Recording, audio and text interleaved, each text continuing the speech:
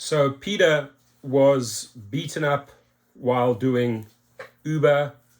Sergio reached out to him after the media broke the story, and that was probably the best thing that Peter did, is turn to the media to get his story out, which puts a lot of pressure on these companies like Uber. Now, Sergio texted me and said, listen, check the story out. We got a great interview with Peter, and he's truly an awesome guy. I mean, he's just, his spirits are so high.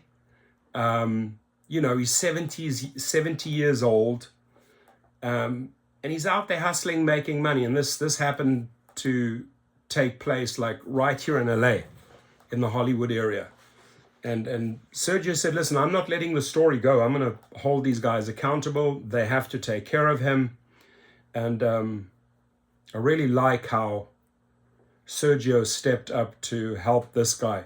You cannot rescue every person. I'm sure Sergio will agree.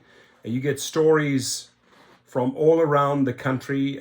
If something goes down in LA, I had a Chinese guy that got beaten to pulp in Riverside. I drove out, called the media, drove out, blew up the story, and the company eventually took care of him, and the insurance as well.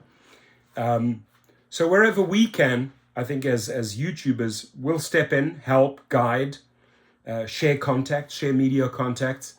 And that's really what's needed here, ladies and gentlemen. We're going to listen to Peter and Sergio talk about what's happened, but media is your friend in this case. And the media is the one that'll break the story, put the pressure on the company, and show the flaws, right? And the flaws being that security and safety on these gig platforms, not just Uber and Lyft, are atrocious, right? Are atrocious. You can come up with this BS verification process means nothing if you're checking it against a third-party database, not even a criminal database, and they don't have to upload their ID or their passport, and they're okay. They can continue on driving. So their security mechanisms mean nothing, absolutely nothing. And this is why this continues to happen. And these stories are embarrassing for Uber and Lyft because they happen every day. It's our job to shed light on them. Coming in, and they had a prisoner in the car getting ready to book them. I explained my situation. They said they'd get to me as quickly as they did. Well, 10 to 15 minutes later, they opened up the police station. I went in, made the police report. They called paramedics. Paramedics came over, checked me out. They cleared me, finished up the police report, and came back here to the hotel here at the Valley Inn, and went ahead and called Channel 5 to go ahead and get the word out that you have to be aware. Yeah. And it's just amazing to me how detached people have become. Yeah. It was like we were the entertainment. That's sad. No. That's sad for society, obviously, because everybody has their phone out recording as opposed to helping you out. And so let's track that just a little bit more. I mean, I know a day later or 2 days later, right? You started driving again. I mean, I was driving again. This happened on Sunday morning around 1:15 in the morning, and I was back driving again on Tuesday night. I drive night shift. My girlfriend drives during the days. Okay. So let's go also talk a little bit about, you called Uber safety line, obviously. You reported the incident.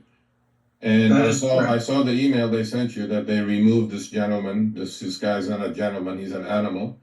They removed him from the platform. Big yoop-de-doo. What did they say? Did they promise you anything? Are they doing anything about this situation? They turned me over to their insurance company, and I'm now in the process of dealing with the insurance company. I've spoken with the adjuster. They're very, very nice. More will be revealed. Okay. I will keep everybody updated with the situation, obviously. But as I said at the beginning, I mean, I have spoken to Peter before, but I definitely going to make sure that he's taken care of. This has gone to Uber already. Now, well, you're out there driving 2 days later with a broken face, with a broken tooth, and scratches and cuts everywhere, right? Why? The advantage of driving at night. Yeah. Why, Peter? Why? I mean, I know, I understand that everybody's situation is different, but talk to me a little bit about. Bottom line economics. Yeah. Most of my life, I've been in a commission job field. Okay. Real estate loans, commercial insurance, much like yourself. Well, I find myself about 6.5 years ago, I went broke. Yeah. And when you go broke in today's economy, you're dead. Yeah. Well, Uber gave me the ability to generate cash flow. Yeah. Now, my experience has been that unless you're a 25-year-old living at home with your parents, you can't earn a living doing this because of the cost of doing what you do. But you generate cash flow. And it gave me the opportunity to continue to be able to look for other opportunities. Yeah. I mean, you said you're 70, so I'm assuming you're retired, right? This is the reason why I've canceled my doorbell camera subscription. So that's an ad running in between? Well, no, I'm driving rideshare. No, I know, but I'm saying retired in the sense of you're at retirement age. That's what I meant to say. Absolutely correct. But like yourself, most of my life I've been self-employed. Yeah. So I'm not eligible for Social Security or other benefits. Okay.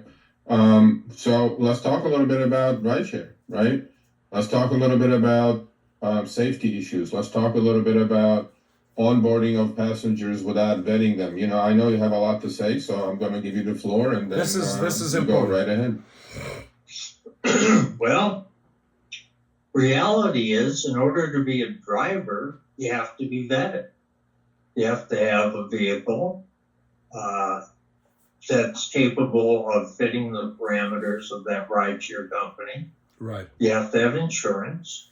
You have to have a good driving record. You have to have a current license. There's requirements. But in order to be a passenger, it can be as simple as walking in to a grocery store, buying a prepaid debit card under any name at all, Correct. and setting up your ability to use the app. I mean, he says it so well, right? These requirements for a driver to onboard versus the requirements for a rider to onboard. You walk into a grocery store, buy a prepaid card. That prepaid card could be bought by anyone, by an individual who's done multiple carjackings, by an individual who has a shady past, by someone, you know, who has multiple domestic violence records, possible killer on the loose, rapist. I mean, there's no checks and balances. That's all that's required. There is no vetting.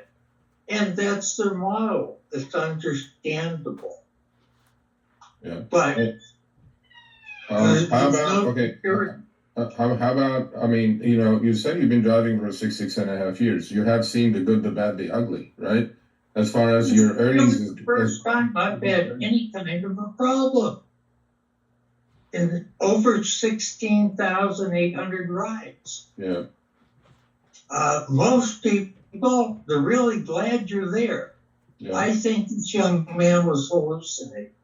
Yeah. He was high on something. Yeah. Other explanation for the behavior. Don't know.